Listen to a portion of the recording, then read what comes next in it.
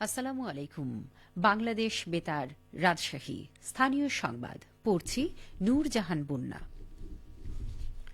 নওগাঁ জেলা আইন শৃঙ্খলা কমিটির নিয়মিত সভা অনুষ্ঠিত হয়েছে।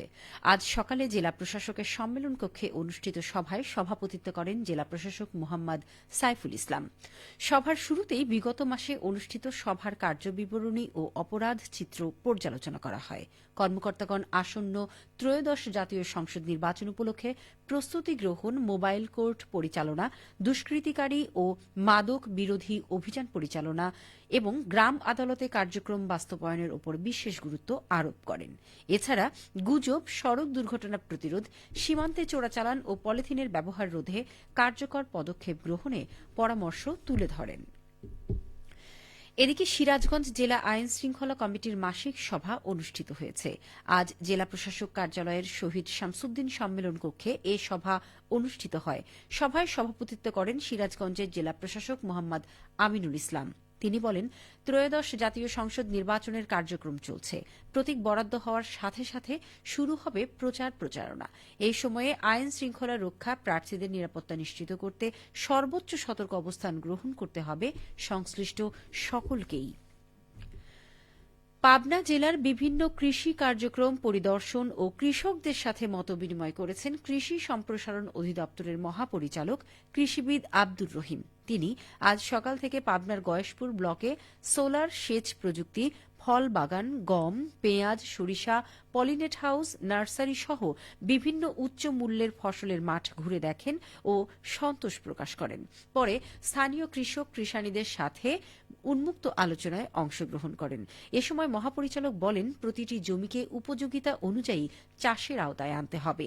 জমির সঠিক ব্যবহার নিশ্চিতে বাগানের ফাঁকা জায়গা ও ছায়া সহনশীল ফসল হিসেবে আদা, হলুদ, মাসকলাইয়ের চাষাবাদ করা দরকার।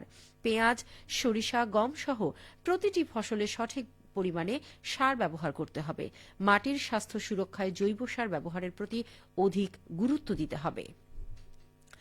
এ সময় কৃষি সম্প্রসারণ অধিদপ্তর বগুড়া অঞ্চলের অতিরিক্ত পরিচালক কৃষিবিদ আব্দুল ওয়াদুদ, বগুড়ার উপপরিচালক কৃষিবিদ সোহেল মোহাম্মদ শামসুদ্দিন ফিরোজ, পাবনার উপপরিচালক কৃষিবিদ মোহাম্মদ জাহাঙ্গীর আলম প্রামাণিক উপস্থিত ছিলেন। আসমা কোল্ড স্টোরেজ প্রাইভেট লিমিটেডের উদ্যোগে কর্মকর্তা, কর্মচারী, আলু ব্যবসায়ী ও চাষিদের অংশগ্রহণে মতবিনিময় সভা অনুষ্ঠিত হয়েছে। গতকাল রাজশাহীর পবা উপজেলার নওহাটা পৌরসভার উত্তরা রিসোর্ট অ্যান্ড ভিলেজে এ মতবিনিময় সভা অনুষ্ঠিত হয়। অনুষ্ঠানে প্রধান অতিথি ছিলেন রাজশাহী ৩ আসনে বিএনপি মনোনীত সংসদ সদস্য প্রার্থী অ্যাডভোকেট শফিকুল হক মিলন। তিনি বলেন, আলু বাংলাদেশের কৃষিভিত্তিক অর্থনীতির একটি গুরুত্বপূর্ণ ফসল। উৎপাদনের পাশাপাশি সংরক্ষণ ও বাজার ব্যবস্থাপনা সঠিকভাবে পরিচালিত হলে কৃষক ন্যায্য মূল্য পাবে এবং দেশের অর্থনীতি আরও শক্তিশালী হবে। অনুষ্ঠানে আসন্ন মৌসুমে আলু সংরক্ষণের বিভিন্ন কারিগরি দিক নিয়েও বিস্তারিত আলোচনা করা হয়। চাঁপাইনবাবগঞ্জের সোনা মসজিদ স্থলবন্দরে ভারতীয় একটি ট্রাকের ধাক্কায় আব্দুল কাদের নামে বাংলাদেশি এক পথচারী নিহত হয়েছে। আজ সকালে সোনা মসজিদ স্থলবন্দরের মধ্যবাজার এলাকায় এ দুর্ঘটনা ঘটে। নিহত আব্দুল কাদের সোনা মসজিদ বালিয়াদিঘি গ্রামের বাসিন্দা। শিবগঞ্জ থানার ভারপ্রাপ্ত কর্মকর্তা হুমায়ুন কবির জানান, সকালে সোনা মসজিদ স্থলবন্দরের মধ্যবাজার এলাকায় রাস্তা পার হচ্ছিলেন কবির আলী। এ সময় পেছন থেকে আসা একটি ভারতীয় ট্রাক তাকে ধাক্কা দেয়। এতে গুরুতর আহত হলে স্থানীয়রা তাকে উদ্ধার করে চিকিৎসার জন্য শিবগঞ্জ উপজেলা স্বাস্থ্য কমপ্লেক্সে নেয়ার পথে তিনি মারা যান। চলতি মৌসুমে নওগাঁ জেলায় ৬৫,৬৭৬ হেক্টর জমিতে সরিষা চাষ হয়েছে। এ থেকে ৪৩,৮৭০ মেট্রিক টন তেল উৎপাদিত হবে। কৃষি বিভাগ জানিয়েছে, জেলায় সরিষার আবাদ বাড়াতে জেলার ৫২,০০০ কৃষককে প্রতি ১ বিঘা জমির বিপরীতে সরকারি প্রণোদনার আওতায় বিনামূল্যে ১ কেজি বীজ, ১০ কেজি এমওপি সার এবং ১০ কেজি ডিএপি সার প্রদান করা হয়েছে। নওগাঁ জেলা কৃষি সম্প্রসারণ অধিদপ্তরের উপপরিচালক হুমায়রা মণ্ডল বলেন, বিগত কয়েক বছর ধরেই এই অঞ্চলের চাষিরা অর্থনৈতিকভাবে লাভবান হওয়ায় সরিষা চাষে ঝুঁকছেন। এছাড়া মাঠে মৌবক্স স্থাপন করে মধু আহরণ করছেন মৌয়ালরা। জেলায় চলতি মৌসুমে স্থাপিত ৬,০২৫টি মৌবক্স থেকে প্রায় ১২ মেট্রিক টন মধু আহরণ করা যাবে বলে আশা করা হচ্ছে।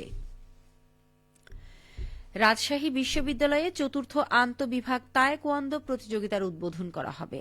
আজ বিকেল ৩টায় বিশ্ববিদ্যালয়ের কেন্দ্রীয় জিমনেশিয়ামে প্রতিযোগিতার উদ্বোধন করবেন বাংলাদেশ তায়কোয়ান্দো ফেডারেশনের সভাপতি মেজর জেনারেল মোহাম্মদ হাবিবুল্লাহ।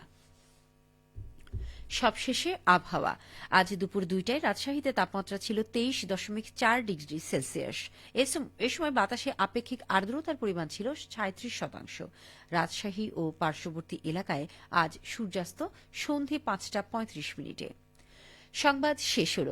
আমাদের পরবর্তী স্থানীয় সংবাদ বিকেল ৪টা ৫ মিনিটে।